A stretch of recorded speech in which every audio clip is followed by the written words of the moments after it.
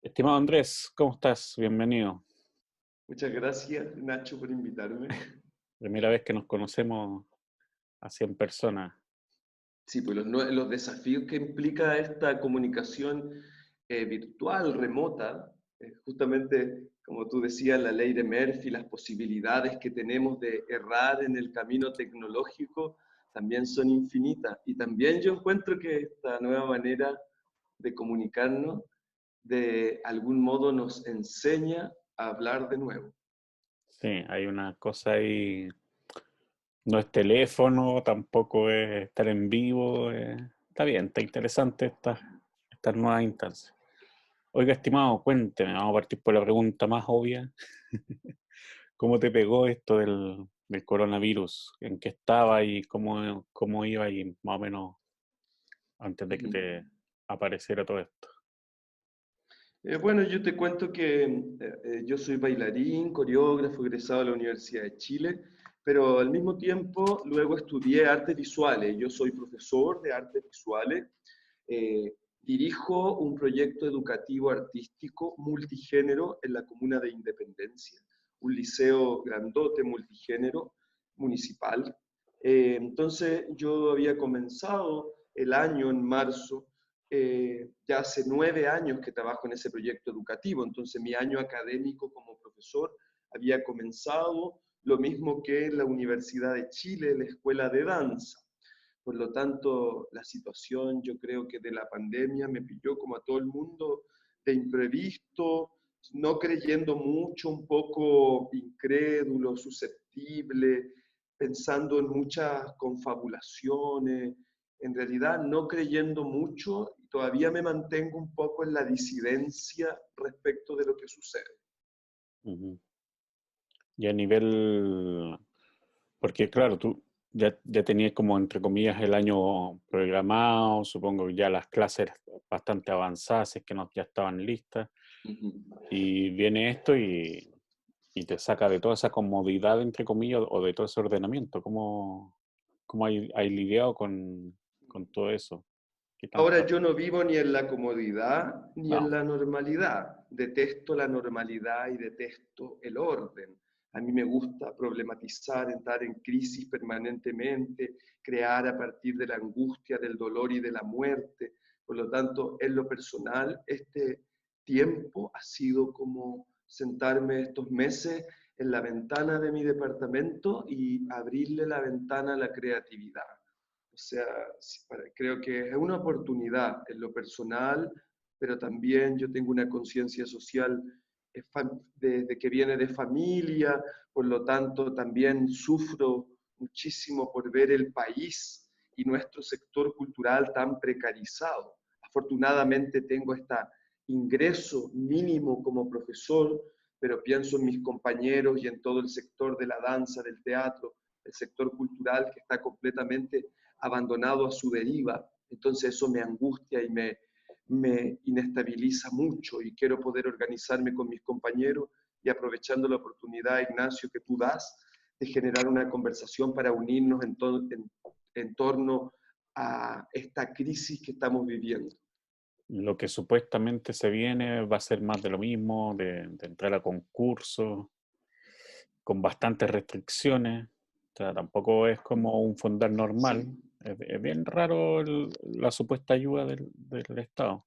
sí, sí, yo lo vi, yo vi todas las bases, leí que carece de base. La verdad es que en un momento de emergencia, los artistas comemos, pagamos cuenta, vivimos también insertos en este maldito sistema y de algún modo estos fondos concursables de emergencia, primero no deberían ser concursables, porque cuando las personas tenemos necesidad, cuando los trabajadores tenemos una necesidad, no concursamos para cubrir dicha necesidad, hacemos todo lo posible para poder cubrir esa necesidad. Por lo tanto, ya la base y la raíz de estos fondos del Ministerio de la Cultura son totalmente contraproducentes. Yo no estoy de acuerdo. Mi sector y mis compañeros tampoco están de acuerdo con que sea concursable. Y no solamente concursales, sino que también dentro de no se le puede decir base a eso que hay, la información, se le da un carácter muy importante, por ejemplo, como haber sido ganador de Fondart. Hay unas cosas muy raras ahí como ya, ¿y qué pasa con el tipo que hasta ahora se mantenía autogestionado y que no era, eh, por así decirlo, no era financiado por los fondos y ahora más que nunca necesita la ayuda del Estado y no va a poder participar porque nunca ganó un fondo? Es muy extraño. Claro.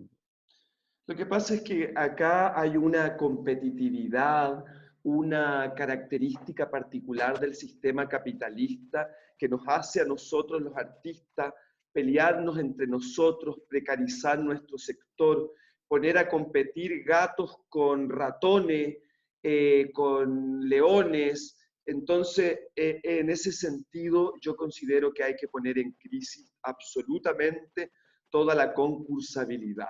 No es posible que nosotros hayamos invertido tanto tiempo de nuestras vidas en nuestra formación, en nuestra búsquedas e investigaciones para permanentemente estar compitiendo los unos en contra de los otros. Yo creo que una vez que pase esta pandemia, evidentemente se va a reactivar el movimiento social con mucho más fuerza, esperamos. Yo estoy acumulando rabia, estoy acumulando y organizándome y planificando mi nueva manera de poder decir que ya este sistema no da para más. Entonces, considero y aprovecho la oportunidad de comentarte que el fin de semana fui entrevistado por el diario El Mercurio, sabiendo y considerando lo que es ese medio de comunicación en Chile, y accedí a la entrevista, pero principalmente porque yo considero que todos los medios de comunicación son una ventana para poder visibilizar las necesidades de nuestro sector. Entonces accedí a la entrevista y lo curioso de la entrevista era que se ponía en relevancia y en positivo el hecho de que yo haya transformado mi casa en una sala de danza, producto de la pandemia, producto del movimiento social. Entonces sucedió, y te aprovecho de contar para hacer una conexión con nuestra conversación, que se idealizaba mucho la vida, en este caso de un bailarín y de un coreógrafo como lo soy yo. Entonces se ponía en relevancia el hecho de que la sala tenía barras de ballet, espejo, bonita luz, pero yo traté durante toda la entrevista de orientar la respuesta hacia la precarización del sector cultural y sacar la idea romántica de que los bailarines y la gente de la escena vive como entre escenografía. Yo no me puedo comer la escenografía que yo tengo en mi casa. Yo necesito, y si yo estoy haciendo estas clases online desde mi casa, es porque yo necesito pagar mis cuentas, poder solventar mi vida. Entonces, creo que tu pregunta es muy interesante porque es una pregunta que abre al cuestionamiento social y político en un momento de pandemia que es un momento tan terrible y yo creo que tan planificado por el capitalismo para sacarnos la palestra a todos los grupos que somos peligrosos, empezando por los artistas, la disidencia sexual, la contracultura. Yo soy una persona disidente sexual de la contracultura, tengo una gran parte de mi vida en el underground y por supuesto que no soy de una población de Copiapó, de región, mi padre es obrero, por lo tanto yo quiero aprovechar esta conversación para aclarar que yo estoy en los medios de comunicación para representar también la lucha de clase. Yo me identifico con la lucha de clase y no soy partidario ni lamebotas de ningún sector político, que se me ha acusado mucho de eso y quiero aclarar que yo soy independiente con ideas de izquierda. Yo siento que todas estas medidas que están tomando ahora son como esos últimos combos que pega el boxeador antes del knockout, ¿no? Como que Exacto. están ahí entrando, cuando uno escucha, por ejemplo, a esos diputados felices porque dan 60 lucas, eh, tiene que ver, yo creo, con eso, como estar en un estado en que saben que van a caer, entonces están tratando de hacer lo último, ¿no? No, yo pienso en lo particular desde mi punto de vista como profesor, como educador, como una persona involucrada en la cultura. que este es un momento que implica una organización territorial, una organización social, sectorial muy importante. Entonces, creo que este es el momento de limar asperezas entre nosotros, acercarnos. Precisamente ayer veía un documental de Mujeres por la Paz, que durante la época de la dictadura militar lograron organizarse de todos los partidos, desde el MIR, desde el Frente Patriótico Manuel Rodríguez, pero también de la democracia cristiana, para hacer un movimiento que fuera un movimiento, en primer lugar, artístico, performático, donde estaba la Diamela El Tid, donde estaban todas estas mujeres que han entrado tan fuerte a las artes. Entonces yo pienso que este es un momento muy importante donde nosotros tenemos que sacar la voz, organizarnos y combatir lo que en realidad es nuestro enemigo. Y nuestro enemigo es el sistema capitalista, es Piñera, es Mañalich, es la ministra Valdés, es la gente que está pernada en el fondar, no más fondar, no nos representa esa institucionalidad, no tenemos miedo. Fíjate que muchas de las personas que han postulado a fondar y que no han sido aprobadas sus rendiciones, por ejemplo, están demandadas por el Consejo Consejo de FES. Defensa del Estado. Entonces, si bien es cierto, nos tiran una carnada con unos pesos donde nosotros tenemos que ir a picar esa carnada y por otro lado nos generan deudas millonarias, pérdidas de propiedades. O sea, finalmente el sistema del fondar es una precarización total y absoluta a los artistas, tanto independientes como de instituciones de educación. Basta con la concursabilidad. Em, pero también yo creo que, además de lo que acabas de mencionar, que estoy totalmente de acuerdo, también creo que es un momento en que tenemos que eh, responsabilizarnos, no sé si es la palabra exacta, pero como hacernos cargo de acostumbrarnos a esa precariedad. Sí, Creo que también el virus nos ha expuesto nuestro propio capitalismo, por así decirlo, ¿no? Como sí. el microcapitalismo interno. Eh, Mira, yo creo que respecto del trabajo del cuerpo y de la danza, uno tiene por objetivo soltar, ceder, dejar de pensar que uno es en la medida que tiene cosas, objetos, autos, casas. O sea, yo tengo la libertad también de soltar y ser un disidente total del sistema y tener 40 años y no tener prácticamente nada porque no tengo hijos. Pero también pensaba en esta canción de Cholo Soy que dice, faltando todo, todo nos alcanza. Yo creo que hay que hacer una reorganización de la sociedad. Ahí nosotros como comunidad en este edificio, por ejemplo, nos organizamos, nos conocimos, nos ayudamos, empezamos a hacer trueque, alguien empezó a regalar pastel de plátano, otro un queque, alguien hizo sopaipilla, alguien sacó las plantas para los pasillos. O sea, en realidad este proceso crítico de la pandemia también ha servido como un despertador en la conciencia de esta nueva sociedad que queremos fundar. No es solamente un lugar de demanda, sino también un lugar de accionar, ¿cachai? A veces, eh, no sé, y siento que el sector está súper activo. He visto que se han armado nuevas instancias de coordinación de distintos grupos que estaban dando vueltas separados, se han empezado como a agrupar. Hay una instancia que se está armando ahí Sí, interesante, que yo creo que nos hizo bien en ese sentido, ¿no? Como soltar un poco el ego artístico, por así personal. decirlo, y personal, y ponernos más a disposición porque si no, no vamos a pasarla como sector, ¿cachai? No, si no nos ordenamos, si no nos ponemos las pilas, no va a pasar nada. Claro, ahora hay que ponerse a pensar también que la danza es muy clasista. En la danza está el amigo de él, del apellido compuesto, con 3 guiones entre medio. el que le caigo bien y le caigo mal al otro. Y yo creo que este es un momento preciso para poner en el tapete ese clasismo de nuestro sector.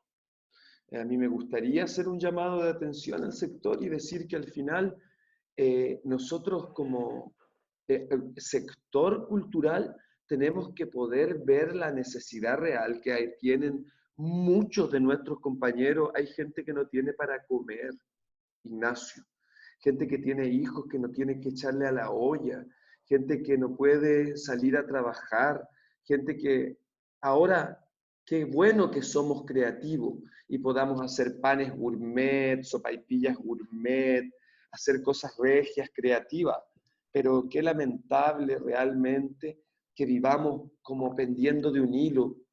Eh, Eso es lo que a mí me preocupa.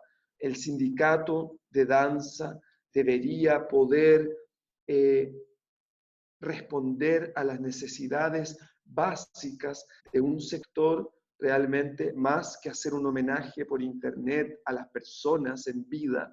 Yo creo que hoy estamos hablando de una caja con mercadería, estamos hablando de un aporte en dinero, estamos hablando de cómo pagar la luz, el agua, las cosas básicas. Y el arte de la danza como vive en esta burbuja de lo efímero, de lo que queda tan allá, tan en Europa, debería poder aterrizar y ayudarnos entre todos.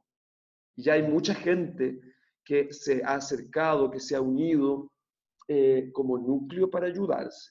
Yo estoy participando en varios grupos. Bueno, y estas nuevas tecnologías, ¿cómo te han afectado o te han permitido trabajar? O cuéntame un poco de eso también. Yo la verdad es que siendo muy sincero y me gustaría ponerle una cuota de humor a la entrevista, yo soy muy Vilma Picapiedra. De hecho, recién en la universidad vi los computadores. Nunca me interesé yo ni por las nuevas tecnologías, ni por esa voracidad con que la tecnología fue avanzando.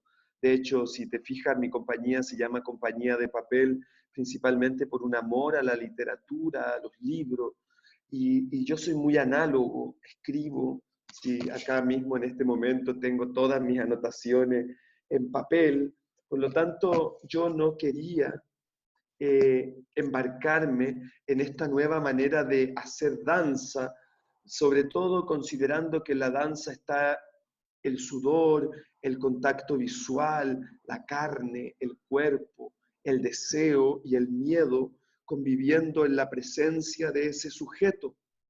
Entonces, mi pareja, que es profesor de educación física, me motivó y me desafió a poder hacerlo.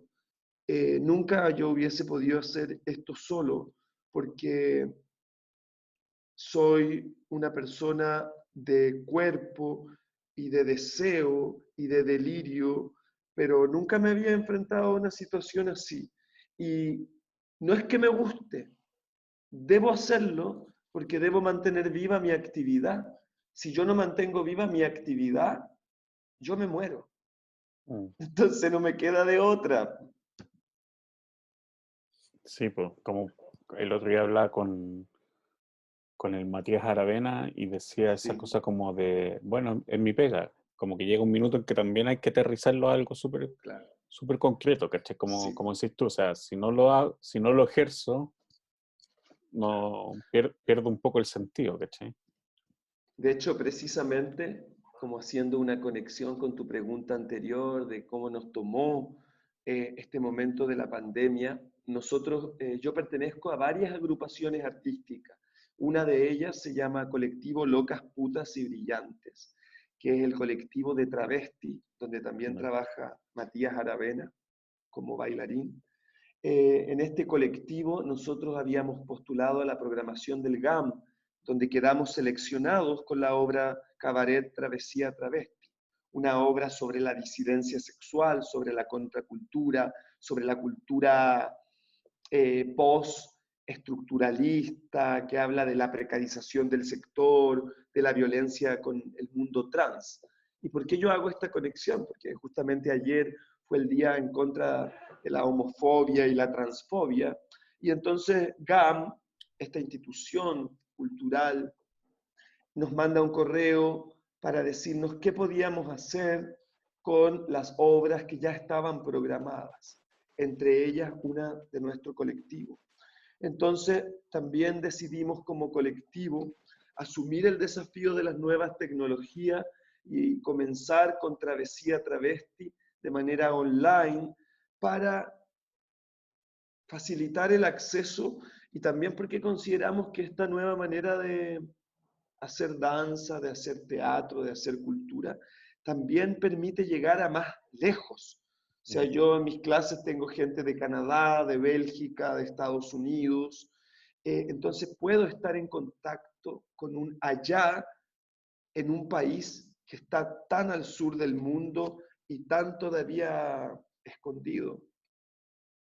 Sí, por un lado se pierde las proxémicas físicas, pero se gana en expansión digital. Exacto, claro, exactamente. ¿Y cómo ves tú el sector como más post-pandémico, suponiendo que esto baja y que ya ves que nos vamos a recuperar más o menos rápido o tenés una mirada más pesimista?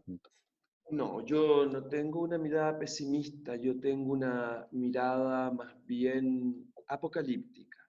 Yo creo que esto se va a destruir en el sentido de que lamentablemente va a morir mucha gente como está muriendo y lo vemos a diario, sin dimensionar el desastre que significa la muerte para cualquier ser humano, para cualquier familia. Y junto con eso viene este trauma antropológico del hombre frente a la muerte, que frente a la existencia de la muerte se repiensa, se recuestiona, se reposiciona de un territorio y de un lugar. Por lo tanto, la cultura, que es la manera en que cada ser humano se cultiva a sí mismo y como sociedad, va a cambiar rotundamente. Ya nosotros no vamos a hacer las obras como las hacíamos antes, nos van a preocupar otras cosas. Yo pienso que se va a refundar un, un mundo creativo nuevo, donde van a aparecer las escenas domésticas con más fuerza, donde los living de las casas van a ser estudios como eran antiguamente, donde va a volver el trueque, donde yo voy a hacer clases de danza contemporánea por 1 kilo de poroto, donde voy a cambiar plantas por metodologías de aprendizaje o de investigación, donde van a llegar los libros y te lo digo con una esperanza puesta en algo que yo como profesor he hecho toda la vida, querer que el capitalismo se termine y tener vida para poder ser testigo de la muerte de este sistema tan de mierda, tan voraz y tan injusto. El otro día lo pensaba que es como, viste que está como eso, que se acabe Chile y todas esas cuestiones, como Ujú. muerte el capitalismo. Todo. Y esto es como una ventanita así que se abrió, ¿cachai? Que estamos tratando de cerrarla porque se nos vino muy fuerte, pero es una mirada hacia lo que significa terminar también con un sistema económico como el capitalismo. O sea, no es Claro, inocuo, ¿cachai? No es como que pasado mañana nos claro. levantamos todos buena onda y listo, se acabó el capitalismo. Es Lo que un pasa es que las toque. consecuencias, tanto económicas como sistémicas, del término de un sistema gobernante implica una reestructuración completa de la cultura. Y en ese sentido, esa reestructuración completa de la cultura, en primer lugar, tiene que ver con una nueva manera de organizarnos económicamente. Y en esa reorganización de lo económico, la salud cobra mucho sentido, la educación, la vivienda cobra mucho sentido. O sea, por ejemplo, quisiera también contarte una pequeña experiencia que me atraviesa, que si bien es cierto, yo soy un profesor que tiene un contrato con unas horas de titularidad en algunas instituciones de educación. Por otro lado, también trabajo como artista independiente, dando en algunos casos boletas de honorario y en otros casos completamente en negro, sin boleta, porque también me gusta desafiar y romper el sistema. odio ser una marioneta de este sistema. Por lo tanto, necesito ir en contra y ayudar a destruirlo.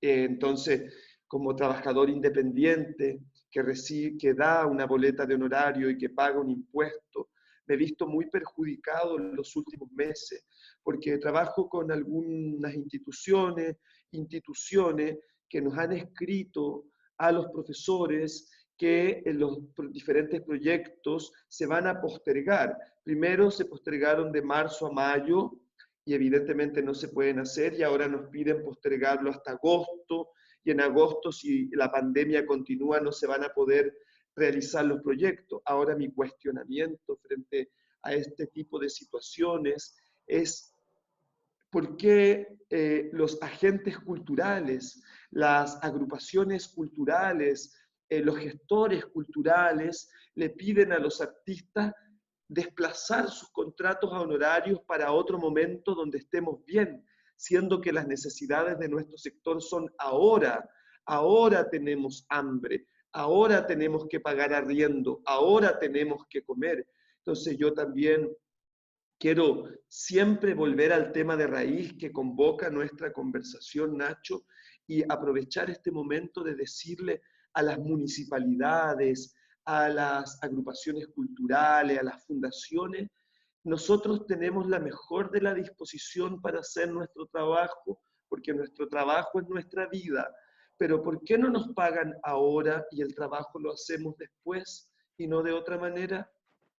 Sí, pues, justo te iba a decir eso, que es como, eh, o por último, ciertos porcentajes, entendiendo que se tiene que dar una confianza mutua, ¿cachai? Pero no te pueden Lo que, estar pidiendo 6 meses de, bueno, como si estuvieras pintando una casa y ya, ¿cachai? Lo que pasa es que el que caga siempre aquí va a ser el trabajador, el empleador. Nunca va a perder la institución, el empleador, el fondar, las municipalidades nunca van a perder, vamos a perder nosotros, la Mm. clase trabajadora, los obreros, el proletariado. Nosotros vamos a tener que pagar las cuentas después. Si te fijas, están llamando los bancos y las instituciones para ofrecerte créditos, capacidad crediticia en medio de la crisis para no cobrarte, por ejemplo, los créditos hipotecarios o los créditos de consumo. Pero esos créditos no desaparecen de tu bitácora comercial, se postergan un tiempo para hacerte aún más deudor. Sí, Entonces también aprovechar la oportunidad de ocupar el sistema para poder sobrevivir. Yo le digo a la Universidad de Chile, a la Municipalidad de Independencia donde trabajo, a la Corporación Cultural donde trabajo, le digo a todos mis empleadores de boletas de honorario, yo no sé si voy a estar vivo luego de agosto. Y yo firmé un contrato con ustedes antes de que esto comenzara. Y lamentablemente nosotros no podemos acudir a ninguna institución que nos ampare. No claro. podemos ir a decir, ya tengo firmados los contratos de honorario. Siempre me están diciendo a mí, profesor, espere, profesor, no podemos hacer el curso. La gente no está, entonces tu pregunta es muy interesante, porque tu pregunta apunta a cómo vamos a hacer de nuevo como sector para fortalecerlo, y yo digo que es exigiendo hoy lo que también se nos debe por más de 30 años.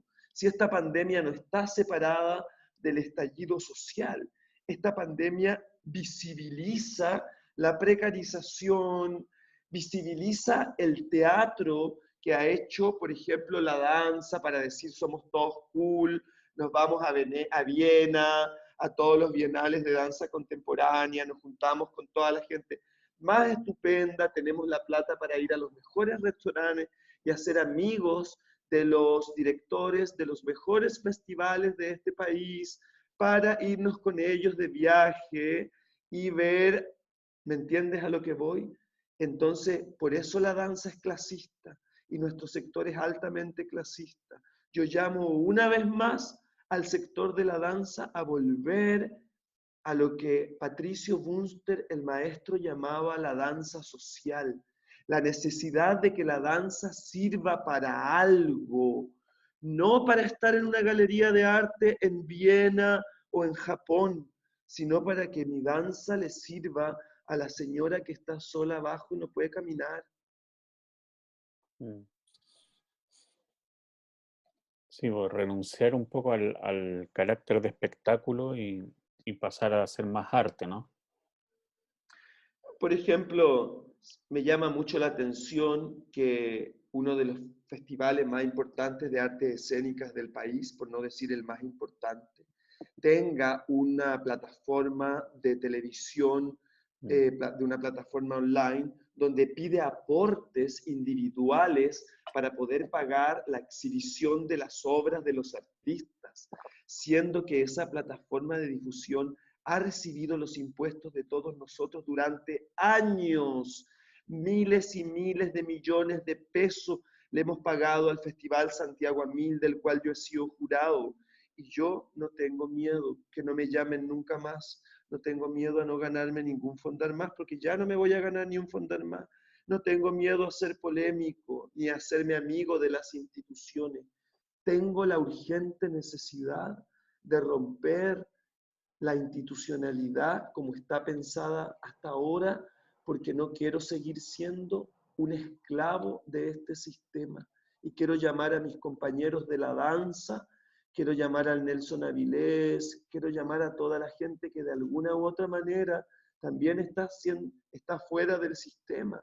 No tenemos por qué caerle bien a todo el mundo y cometemos muchos errores. Yo asumo todos los errores que he cometido, pero yo siento que hay un despertar y una necesidad política de volver a organizarnos con todos los sectores para poder hacer algo potente, algo político, para poder ocupar, como la palabra política lo dice, nuestra capacidad de voluntad, volver al politicón, al hombre con voluntad. Yo quiero ser un bailarín con voluntad, poder vestirme de mujer sin tener miedo, poder caerle mal a alguien sin tener miedo a no poder entrar a ese teatro, a ese lugar, como que vivimos mucho de golpearnos el hombro y Mm. hacernos todos los regios. No, antes necesitamos alimentación para nuestro espíritu. Sí, pues que en el fondo eso que estás planteando, ese nivel de competitividad, de, de dejar a algunos de lado porque son más conflictivos o porque piensan de una manera diferente, en vez de entender, bueno, esta persona piensa así, ok, listo, comparto o no comparto lo que esa persona opina y Ujú. ya, qué tanto, así, tampoco, tampoco es tan terrible que tener diferencias de opinión. Pero yo creo que esos son los espacios capitalistas donde se Claro, cuela, pues, ¿cachai, no? claro. Donde no nos damos cuenta y está ahí en el fondo el, el bien supremo de la competencia aparece en esos lugares, ¿cachai? Sí, yo de hecho considero que, por ejemplo, en los últimos años, el gran acceso que ha habido al desarrollo de la disciplina de la danza particularmente y sus metodologías de aprendizaje y estilo, y la gran cantidad de universidades e institutos de formación profesional que imparten la carrera, yo creo que esas instituciones deberían ser las que van a la vanguardia sobre la organización social. Yo llamo a los estudiantes de danza de la Universidad de Chile, de la Escuela Moderna, llamo a los estudiantes de teatro, de arte escénica, que se logren organizar, si tienen acceso a las redes, que hagan núcleos de investigación, de cuestionamiento del momento. Yo creo que nosotros antes, en nuestra generación, Nacho, porque debemos ser de una generación muy parecida, nuestra Sí, generación no tenía acceso a estas maneras de comunicación. Entonces me llama la atención que los estudiantes, mis estudiantes de la Universidad de Chile, cuando tenemos una entrevista vía Zoom, una clase, no den la cara y apaguen sus cámaras. Me llama la atención que la gente esté en un mutismo porque tiene la tele prendida y tiene miedo. Yo le hablo directamente a la mierda de Piñera, a la mierda de Mañarich. Señora Valdés, usted como ministra de Cultura no representa a nuestro sector, renuncie. Pido la renuncia inmediata de la ministra de la Mujer, Santelice, no representa al sector feminista. Entonces, dar la cara implica también correr un riesgo. Yo creo que este es el momento más hermoso para dar la cara, pero en el caso de los bailarines es poner el cuerpo a disposición de un pensamiento político y filosófico que nos permita la subsistencia de las ideas políticas de nuestro sector. Yo alguna vez puse por ahí que era ponerle el cuerpo a las palabras. Como que hay Exactamente. mucha palabra y de repente el cuerpo al momento de los cubos no aparece nunca. ¿Cachai? Hay mucho discurso de que se acabe el capitalismo, no sé qué, y el momento en que se tiene que accionar no aparece nadie. Comienzan a concursar en los fondos concursables de emergencia que ha propuesto el Ministerio de Cultura para las Artes Nacionales y se cae como en el mito de el perro comiéndose la cola. Entonces, aquí vienen los grados de consecuencia. Es mejor vivir siendo consecuente que diciendo yo no participo de este movimiento y postulando a los fondos. Si hicimos una campaña como sector, yo no puedo traicionar a mi sector siguiendo con el juego que la institucionalidad cultural de mi país me propone. Mm. Me encantó lo que dijiste de tu texto, ponerle el cuerpo a las palabras. Yo Sí. soy amante de las palabras y por eso bailo. Pienso en Estela Díaz Barín, en un texto poético que se llama Las Palabras, eh, porque considero que la fuerza y la poesía de la danza pueden, y de todas maneras soy un convencido de que pueden transformar un sector de la población. La danza tiene un poder maravilloso de transformación social. Sin ir más lejos, podemos ver el ejemplo histórico que se suscitó en Cuba con Alicia Alonso, que a través de la danza y la formación del Ballet Nacional de Cuba, con la consecuencia política de Alicia Alonso, pudo llevar a cabo la revolución cubana y junto con eso la educación de niños de orfanato que estaban abandonados a su suerte. Por lo tanto, la danza, y vuelvo a citar a Patricio Bunster, a la Joan Jara, es absolutamente una herramienta de transformación social. Yo lo he visto, lo veo a diario y hago esto porque estoy seguro de que es posible aportar desde ahí, o si no, hubiese terminado mi carrera de Derecho y sería abogado de los narcos, seguro. De los narcos, ni siquiera. Por supuesto, Está si no, bien. ¿para qué?